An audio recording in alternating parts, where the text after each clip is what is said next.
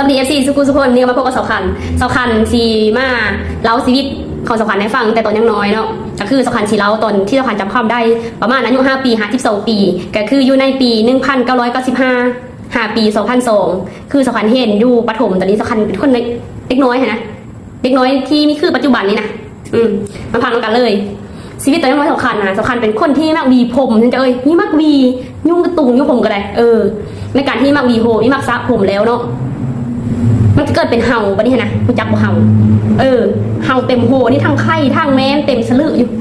แล้วพอให้กระจมไปเนี่ยบรรลุไทยบ้านไทยเมืองเพื่อนนะคือไปงามไปมักสวยมักงามแต่ผมมาเก้งมาลันอยู่บรรลุตัวยังตื่นผมกับมีวีให้มายุ่งมาเนี่ยอยู่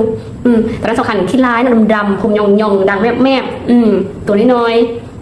พอกับยี่ว่าหลายพอกับมีตัดมาตัดผมกุ้มเจ้ากุ้มกว่านี้กุ้มประมาณนี้แหละเจ้าพอก็ตัดผมกุ้มแล้วก็ให้แล้วก็มีได้ผมกุ้มเนาะพอตัวเองคันบีเพราะมันเห่าลายเด้เจ้าพอก็ตัดผมแล้วแม่ก็ไปเอายาซอกมาขีดหูคือคอยเห็นนั่นเจ้ามาขีดแล้วเห่าตายเห็นนะมาขีดแล้วก็เอาถุงยางมาโก้ไว้แล้วเขาก็เอามันมีแพรยางเด้แพรยางแต่เขามักจะกั้งไปหน้าเนาะ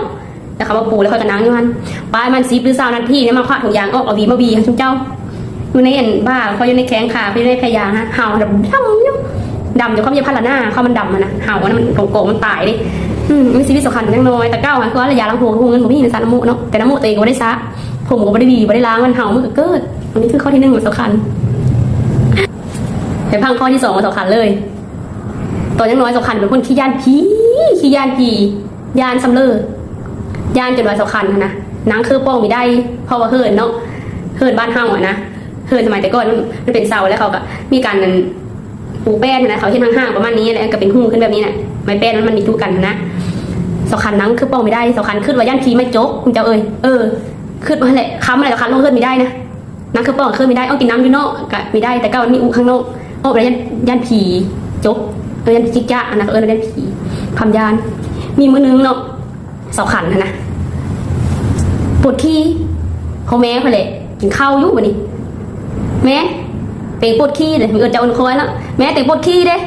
ไปขี้กี่ย่าไหมวะกูไม่ได้ปวด